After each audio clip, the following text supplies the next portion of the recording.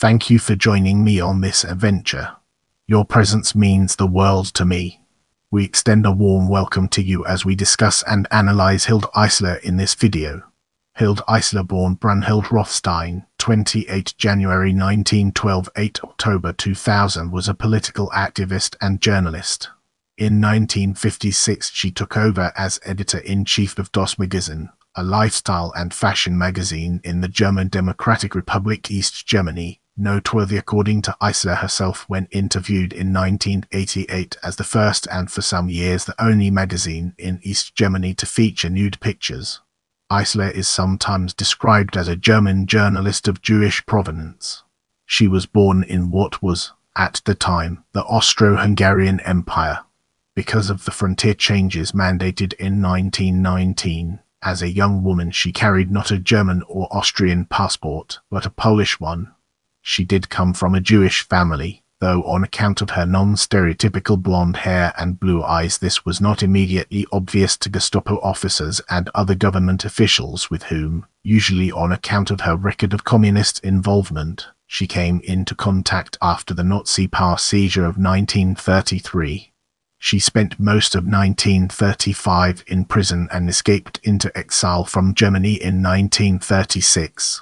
During the late years, when she was living in the United States, her communist background along with her acquisition by this time of a communist husband attracted unwelcome intervention in her life from those who took their political lead from Senator McCarthy.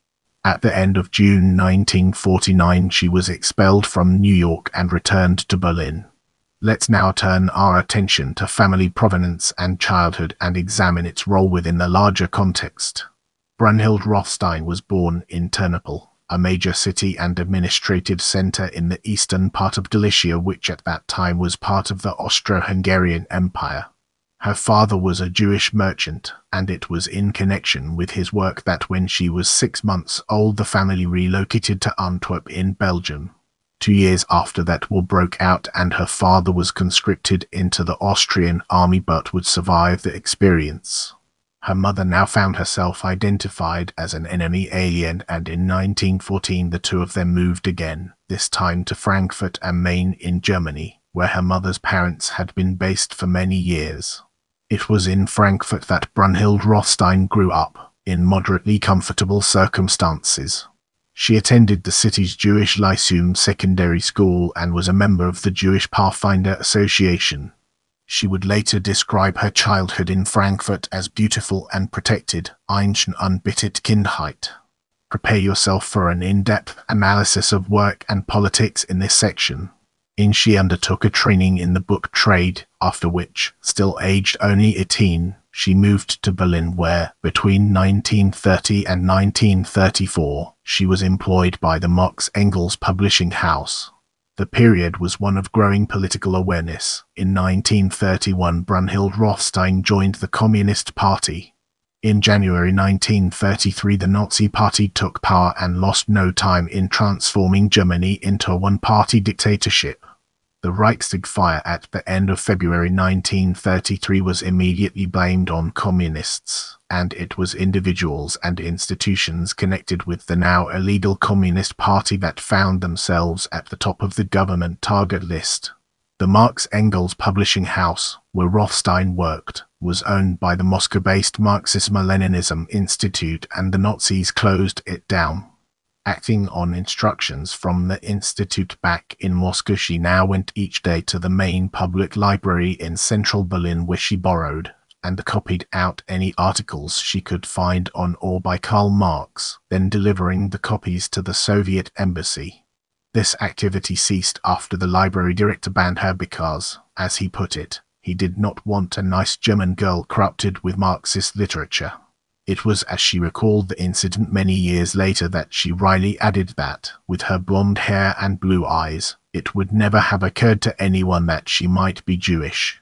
With the foundation laid, let's embark on a journey into Nazi Germany.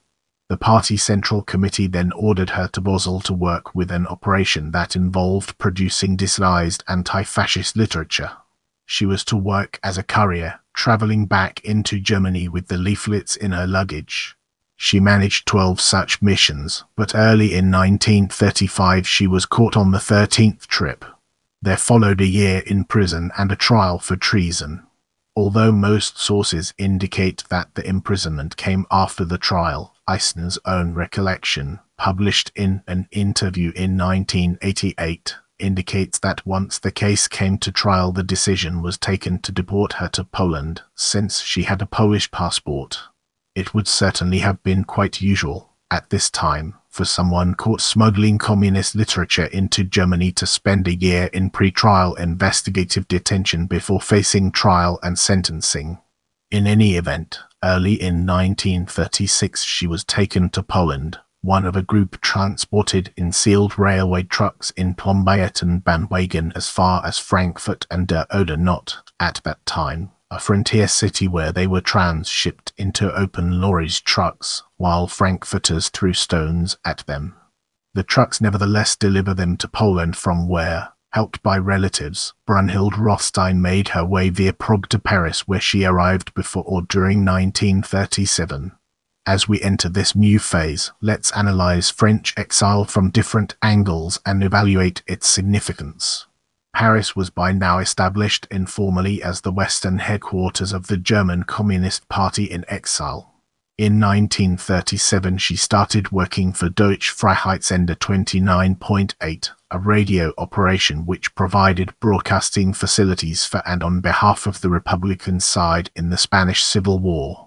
The radio station transmitted initially from Madrid, but celebrity supporters and others unable or unwilling to make their way across war-torn Spain, including Bertolt Brecht, Albert Einstein, Ernest Hemingway and Thomas Mann, were also able to speak on the station from an improvised studio in Paris. The radio station therefore retained a small editorial team in Paris, of which Rothstein was a member. Another member was the communist political activist Gerhard Eisler, whom, a few years later, she would marry. In this section, we'll be deep diving into Escape from Europe, unraveling its complexities and uncovering valuable insights. Following the outbreak of the Second World War in September 1939 and the German invasion of France in May-June 1940, most of the German political exiles in France were suddenly identified as enemy aliens and arrested. As the holder of a Polish passport, Brunhilde Rothstein was not arrested. She supported herself with a series of casual jobs, at one stage wrapping sweets candies for a living. By this time it appears that Brunhilde Rothstein and Gerhard Eisler had become more than just friends. Gerhard Eisler was interned by the French in 1939, but in 1941 he became a beneficiary of an offer of political asylum for Spanish Civil War veterans by the Mexican government.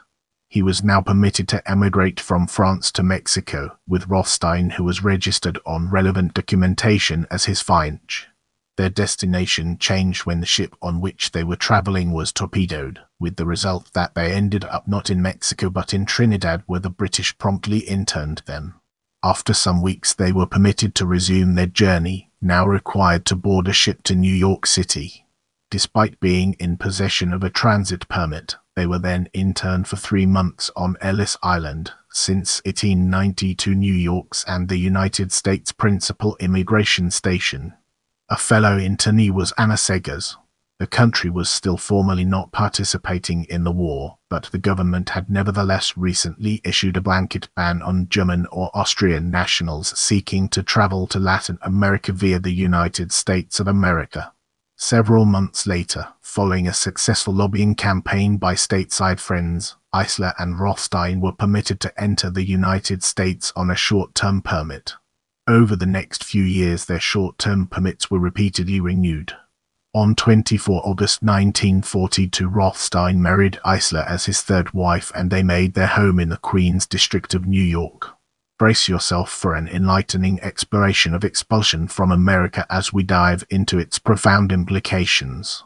Gerhard Eisler worked as a journalist in New York. Available sources are silent on Hilde Eisler's activities there. War ended in May 1945 and Gerhard Eisler was keen to return to Europe. Hilde would have preferred to stay in New York. Towards the end of 1945, she found out that her parents and sister had been murdered in the Nazi concentration camps. Many relatives had met the same fate, but if she had let her husband return home without her, she would, as she later told an interviewer, have found no sympathy with American friends if she would have, so to speak, deserted. A major complication came in February 1947 when her husband was arrested. Following the formal end of the war, in May 1945, they had been under growing police surveillance in the context of the Cold War tensions of the time. Gerhard Eisler was denounced as a Soviet agent by a party comrade, possibly his sister, from whom he had been estranged since 1933, and accused by the authorities of having lied about his Communist Party links on his immigration application. The case against Gerhard Eisler became increasingly politicized. Press reports surfaced indicating that Eisler was the boss of every Red, directly controlled by the Kremlin. Hilde traveled across the country, from New York to Hollywood, gathering support and money to fund her husband's defense. However, in May 1949, temporarily at liberty pending his final appeal, Gerhard Eisler managed to escape by pretending to be blind and smuggling himself on board a Polish liner, which then dropped him off unceremoniously in London, from where, after several further unpleasantnesses, he was freed and permitted to move on to Germany. Following discovery of her husband's disappearance, Hilde Eisler was immediately arrested. She was invited to inform on her husband, in return for which her US interrogators offered to give her a permanent visa. Disclosing how he had escaped as a stowaway on a Polish ship at a time before news of his discovery on board by the liner's crew had been received would have amounted to a betrayal, however. Given that continuing renewal of her temporary immigration permits was no longer an option, there was no question of her being able to remain in the United States. Having found no evidence-based reason to detain her further, after 6 weeks' imprisonment, the authorities released Hilde Eisler and she was expelled via Ellis Island at the end of June 1949. In this segment, we'll be unraveling the complexities of back in Berlin and exploring its multifaceted nature. Berlin, to which the Eislers returned, was now surrounded by a large section of Germany which was being administered as the Soviet occupation zone. They had no home to go to and lived, initially, with Wilhelm Pieck, the future president of East Germany, and his daughter. Hilde Eisler found a city transformed, and not just by bombs and Soviet artillery. In the city which had been her home 13 years earlier, there was no one left who knew her. Antisemitism and racism were forbidden, but this was nevertheless the heart of the Nazi state which had murdered her family. While Gerhard quickly resumed his contacts and embarked on a largely political career, Hilde started to create a future for herself, while her husband took on the leadership of the Office for Information. On arriving in Berlin, she and Gerhard had lost no time in joining the Socialist Unity Party, Sozialistische Einheitspartie Deutschlands SED. 1949 was the year in which the Soviet occupation zone was relaunched as the Soviet-sponsored German Democratic Republic, and the SED, established under contentious circumstances just 3 years earlier, was aggressively consolidating its role as the ruling party in a new kind of single-party German dictatorship. Hilde Eisler became a member of the Defense Committee for Victims of American Reactionism. At some stage she embarked on a career in journalism. She worked as deputy chief editor of the newspaper Friedenspost, where she worked with Rudi Wetzel. During 1953 she worked as a translator. It was also in 1953, in December, that with Wetzel and others she was a co-founder of Wochenpost, a weekly magazine covering politics, economics and culture which would quickly become East Germany's leading weekly magazine in terms of circulation. In 1954 she was appointed deputy chief editor of Das Magazin, newly founded at the start of that year. Das Magazin was also party approved and mainstream, but its focus was on culture and lifestyle. Unlike most East German publications, it has survived the demise of East Germany as a separate state, and its website currently 2016 asserts that some people referred to it as the New Yorker of the East. Eisler took over from Heinz Schmidt as editor-in-chief starting with the June 1956 issue. Regardless of any comparisons with the New Yorker, she demonstrated political and journalistic skill in steering the publication for 2 decades or more, providing what the magazine itself describes as an unusual mixture of journalism and literature. It was the only mass circulation magazine in East Germany that regularly featured photographs and reports from beyond the Iron Curtain.